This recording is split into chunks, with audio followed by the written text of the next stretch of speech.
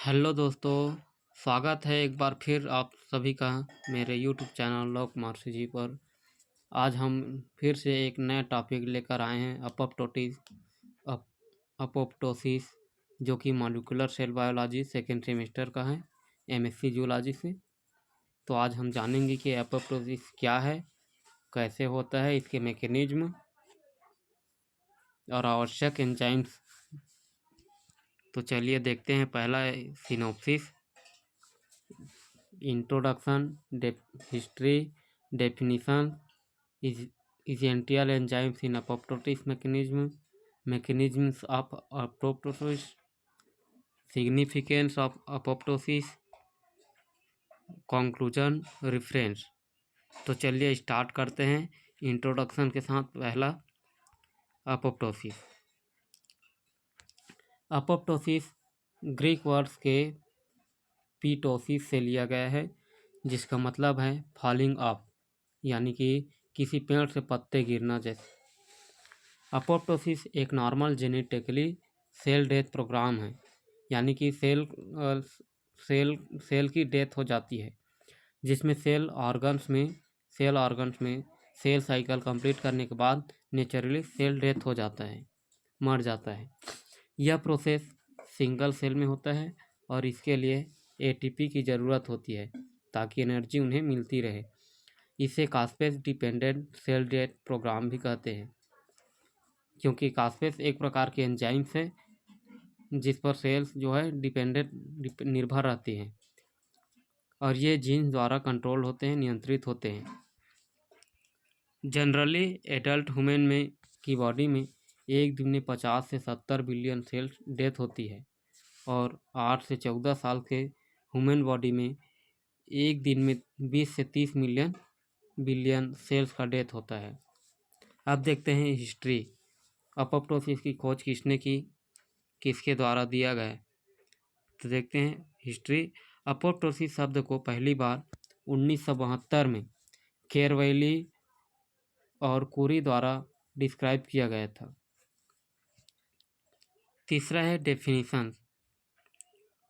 Apoptosis वह process है जिसके द्वारा यूजलेस सेल्स को हटाया जाता है, यानी कि जो अनुपयोगी सेल्स होते हैं उन्हें बॉडी से हटा दिया जाता है।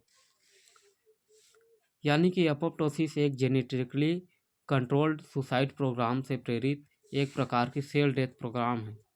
इसे सेलुलर सुसाइड भी कहते हैं, क्योंकि बॉडी से सेल्स को सिस्टमेटिकली हटाने के लिए सेल्स एक हाईली रेगुलेटेड प्रोसेस से गुजरती है। अब देखते हैं चौथा, एसेंशियल एंजाइम्स इन अपोप्टोसिस मैकेनिज्म, यानी कि अपोप्टोसिस मैकेनिज्म में कौन कौन से एंजाइम्स आवश्यक होते हैं। तो देखते हैं। अपोप्टोसिस की प्रोसेस में दो एंजाइम मुख्य भूमिका निभाते हैं। पहला कास्पेस एंजाइम्स और दूसरा एंडोन्यूक्लियस एंजाइम्स। कास्पेस एंजाइम्स वे एंजाइम्स सिस्टीन का बना होता है। जहाँ पर एस्पार्टिक एसिड के अवशेष होते हैं वहाँ पर ये एंजाइम्स टूट जाते हैं। ये 2 टाइप्स के होते हैं। पहला इनिशिएटर कास्पेस एंजाइम्स, ये इनिशिएशन फेज में काम करते हैं, यानी कि ये अपोप्टोसिस की प्रोसेस को स्टार्ट करते हैं। इसके में आवश्यक एंजाइम्स हैं 8, 9, 10। दूसरा है एग्जीक्यूशनर कास्पेस एंजाइम्स। ये एग्जीक्यूशन फेज में काम करते हैं, यानी कि ये जो अपोप्टोसिस मैकेनिज्म को समाप्त करते हैं। एग्जीक्यूशनर कास्पेस एंजाइम्स हैं 3, 6, 7। अब देखते हैं दूसरा एंडोन्यूक्लियस एंजाइम्स। ये डीएनए को तोड़ने में हेल्प करता है, जिसे स्टेप लेडर पैटर्न्स मिलता है। यानी कि एंडोन्यूक्लियस एंजाइम्स वह एंजाइम्स है जिनमें डीएनए और आरएनए होते हैं, जो डीएनए और आरएनए को मारने का काम करता है, जिससे कि डीएनए 2 भागों में टूट जाता है और सीढ़ीनुमा पैटर्न मिलता है। पांचवा है मैकेनिज्म ऑफ अपोप्टोसिस। अब देखते हैं अपोप्टोसिस की मैकेनिज्म। अपोप्टोसिस की प्रक्रिया हाईली कम्प्लेक्स और रिफाइंड है, जिनमें मॉलिक्यूलर इवेंट्स की एनर्जी डिपेंडेंट श्रृंखला शामिल है। इसके मैकेनिज्म 3 फेज में कंप्लीट होती है। पहला इनिशिएशन फेज, दूसरा एग्जीक्यूशन फेज, तीसरा है रिमूवल ऑफ डेड सेल्स। तो पहला देखते हैं इनिशिएशन फेज। इनिशिएशन का मतलब है शुरुआती। यह अपोप्टोसिस की फर्स्ट फेज है जिसमें अपोप्टोसिस की प्रोसेस जो है स्टार्ट होती है। ये फेज 2 पाथवेज में होती है। पहला इंट्रिंसिक या माइटोकॉन्ड्रियल पाथवे भी कहते हैं इसे। दूसरा है एक्सट्रिंसिक जिसे डेथ रिसेप्टर मेडिएटेड पाथवे भी कहते हैं। तो पहला देखते हैं इंट्रिंसिक या माइटोकॉन्ड्रियल पाथवे। इसमें नॉन रिसेप्टर मेडिएटेड चेन शामिल होती हैं जो इंट्रासेलुलर सिग्नल प्रोड्यूस करते हैं और सेल्स के अंदर टारगेट पर डायरेक्ट कार्य करती है। ज़्यादातर यानी कि 90% प्रोसेस जो है माइटोकॉन्ड्रियल पार्ट्स में होता है, इसलिए इसे माइटोकॉन्ड्रियल पाथवे भी कहा जाता है।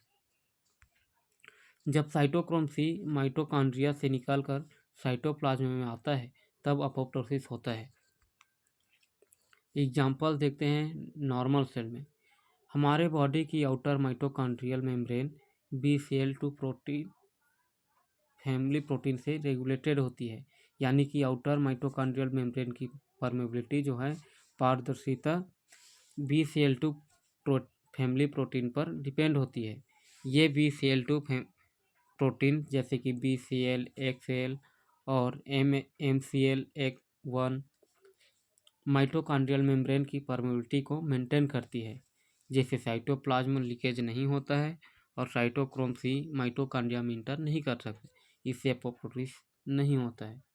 यहाँ पर डायग्राम में देख सकते हैं कि ये प्लाज्मा मेम्ब्रेन है जिसके ये आउटर पार्ट्स, ये इनर पार्ट्स और ये साइटोक्रोम सी, ये उसका साइटोप्लाज्म।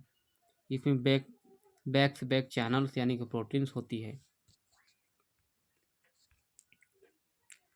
दूसरा एग्जाम्पल देखते हैं अब नॉर्मल सेल में, यानी कि असामान्य सेल में कैसे होती है। डीएनए डैमेज या रेडिएशन या इन्फेक्शन के कारण सेल अबनॉर्मल हो जाता है, तब regulated pro apoptotic initiator activate हो जाते हैं, जिससे बैक चैनल का ओलिगोमराइजेशन हो जाता है। ओलिगोमराइजेशन कहने का मतलब है कि बैक चैनल प्रोटीन्स होती है वो एक साथ इकट्ठा हो जाती है और बैक चैनल का फॉर्मेशन, जिससे बैक चैनल यानी प्रोटीन्स का फॉर्मेशन होता है। जब बैक चैनल के बनने से माइटोकॉन्ड्रियल मेम्ब्रेन की परमेबिलिटी जो है लूज हो जाती है, ढीली हो जाती है, जिससे साइटोप्लाज्म जो है लीकेज हो जाता है, छेद हो जाता है और साइटोक्रोम सी जो है साइटोप्लाज्म में आने लगता है। साइटोप्लाज्म में आने के बाद साइटोक्रोम सी एप ऑफ 1 के साथ बाइंड करता है, जिससे अपोप्टोसोम बनता है। अपोप्टोसोम बनने के बाद कास्पेज 9 एक्टिवेट हो जाते हैं, जो कि इनिशिएटर कास्पेज एंजाइम्स है। कास्पेज 9 के एक्टिवेट होने से कास्पेज 3, 6, 7 की एक्टिवेशन हो जाती है, जो एग्जीक्यूशनल कास्पेज है, और इस प्रकार अपोप्टोसिस की प्रोसेस होती है। दूसरा है एक्सट्रिंसिक डेथ रिसेप्टर मेडिएटेड। इसकी शुरुआत प्लाज्मा मेम्ब्रेन डेथ रिसेप्टर के एक्टिवेशन द्वारा होती है, इसलिए इसे डेथ रिसेप्टर मेडिएटेड पाथवे भी कहते हैं। इसमें TNFR1 यानी कि ट्यूमर नेक्रोसिस फैक्टर रिसेप्टर 1 और C95 जैसे कि प्लाज्मा मेम्ब्रेन डेथ रिसेप्टर मुख्य भूमिका निभाते हैं। हमारे बॉडी में प्रेजेंट टी लिम्फोसाइट्स के ऊपर फास्ट लिगेंड होता है और प्लाज्मा मेम्ब्रेन डेथ रिसेप्टर के ऊपर फास्ट प्रेजेंट होते हैं, जिसमें डेथ लुमेन भी होते हैं। जब फास्ट लिगेंड से फास्ट बाइंड करता है तो फास्ट डेथ डोमेन को एक्टिवेट कर देता है, जैसे तीन या चार डेथ डोमेन एक दूसरे के करीब आते हैं और बाइंड कर लेते हैं। इस कारण फास्ट जो है फैड जैसे यानी कि fast associated death domain activate हो जाते हैं, जिससे ये प्रो कास्पेज 8 को एक्टिवेट करता है और उसे कास्पेज 8 में कन्वर्ट कर देता है। फिर ये कास्पेज 8, कास्पेज 3, 6, 7 को एक्टिवेट करते हैं, जिससे अपोप्टोसिस होता है।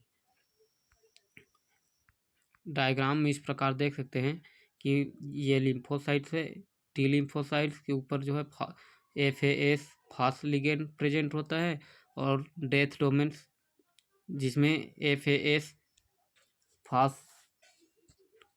प्रेजेंट होता है। जब दोनों आपस में जुड़ते हैं तो वे डेथ डोमेन को एक्टिवेट कर देते हैं, जिससे डेथ 3 से 4 डेथ डोमेन जो है बाइंड करते हैं और एक दूसरे के करीब आकर के बाइंड कर लेते हैं, और फास्ट एसोसिएटेड डेथ डोमेन को एक्टिवेट करते हैं। फैट के एक्टिवेशन के बाद प्रो कास्पेज 8 एक्टिवेट हो जाते हैं और ये कास्पेज 8 में कन्वर्ट कर दिए जाते हैं, जो कि एक इनिशिएटर कास्पेज एंजाइम्स हैं जो अपोप्टोसिस की प्रोसेस को स्टार्ट करते हैं।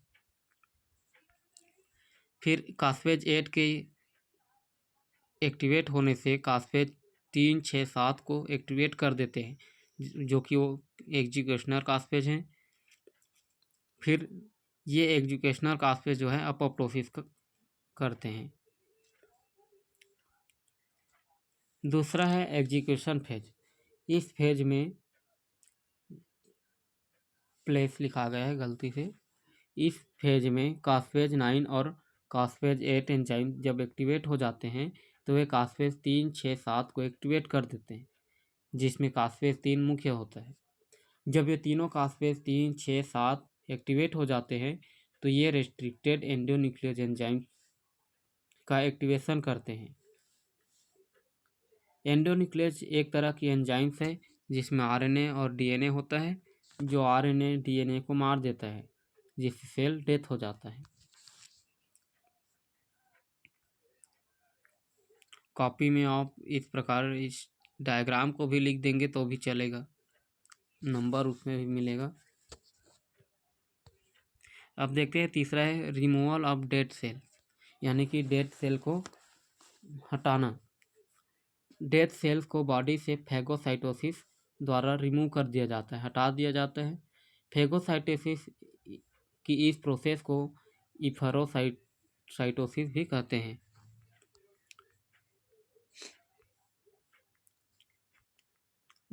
डायग्राम में देख सकते हैं कि फैक्टर फेवरिंग फैगोसाइटोसिस की फेवर में कौन कौन से फैक्टर आते हैं। तो देख एक्सप्रेशन ऑफ फास्फेटिडाइल सेरीन में देखते हैं। नॉर्मल सेल में इसमें क्या होता है कि फास्फेटिडाइल सेरीन जो है ऊपरी भाग में होते हैं और उसके अंदर इनर प्लाज्मा मेम्ब्रेन मौजूद होते हैं। इनर प्लाज्मा मेम्ब्रेन में प्रेजेंट होती है। अपोप्टोटिक सेल्स में क्या होती हैं कि जो moves from inner to outer membrane, यानी कि अपोप्टोटिक सेल जो है वो है इनर मेम्ब्रेन से जो है आउटर मेम्ब्रेन की ओर चले जाती है। इस प्रोसेस को ही फास्फेटिडाइल सेरीन फ्लिप कहा जाता है। तब मैक्रोफेज क्या करता है, मैक्रोफेज आइडेंटिफाई करता है सेल को और वहाँ से डेड सेल को रिमूव कर दिया जाता है। अब देखते हैं छठा है सिग्निफिकेंस ऑफ अपोप्टोसिस। पहला है डिटर्मिनेशन ऑफ एम्ब्रियो अबनॉर्मलिटीज, यानी कि एम्ब्रियो से रिलेटेड अबनॉर्मलिटी जो सेल्स होती हैं, असामान्यताएं होती है, उन्हें पहचानना। अपोप्टोसिस का यूज एम्ब्रियो से रिलेटेड अबनॉर्मलिटी जो होती है, असामान्यताएं जो होती हैं, उन्हें निर्धारित किया जाता है और वहाँ चेक किया जाता है, जांच की जाती है। दूसरा है न्यू सेल्स प्रोडक्शंस। बॉडी से ओल्ड सेल्स, पुराने सेल्स को रेगुलरली रिमूव करने से बॉडी नए सेल्स के प्रोडक्शन में सक्षम होते हैं, जो बॉडी में सेल पॉपुलेशन को मेंटेन करने में मदद करते हैं। तीसरा है डेड सेल्स को रिमूव करना। अपोप्टोसिस बॉडी से अनावश्यक और डैमेज सेल्स को रिमूव करने में महत्वपूर्ण भूमिका निभाते हैं। चौथा है इम्यून सिस्टम में। अपोप्टोसिस इम्यून सिस्टम में इम्पॉर्टेंट भूमिका निभाती है, जैसे कि थाइमोसाइट्स के विकास को रेगुलेट करना, टी सेल्स को शेप देना और विभिन्न इम्यून रिस्पांस को कोऑर्डिनेट करना। अब देखते हैं 7वां है conclusion. Apoptosis molecular cell biology की इम्पॉर्टेंट और फैसिनेटिंग प्रोसेस है जो जेनेटिकली हाईली रेगुलेटेड होती है, जिसमें डेड सेल्स को बॉडी से हटाया जाता है। इस प्रोसेस को सेलुलर सुसाइड प्रोग्राम भी कहा जाता है। अपोप्टोसिस का उपयोग एम्ब्रियो अबनॉर्मलिटीज के डिटेक्शन, डेड सेल्स को हटाने, नए सेल्स के प्रोडक्शन और इम्यून सिस्टम के विकास में किया जाता है। 8वां है reference molecular cell biology by P K. Gupta, molecular cell biology by D. Robertis. Thanks for watching. यदि आप लोगों को अच्छा लगा होगा तो आप मेरे यूट्यूब चैनल को लाइक शेयर सब्सक्राइब कर दीजिएगा, ताकि इस बेल आइकन के बटन को दबाना बिल्कुल ना भूलिएगा, ताकि इसी प्रकार की और नोट्स आप लोगों के बीच अपलोड होती रहें, मिलती रहें। Thanks for watching.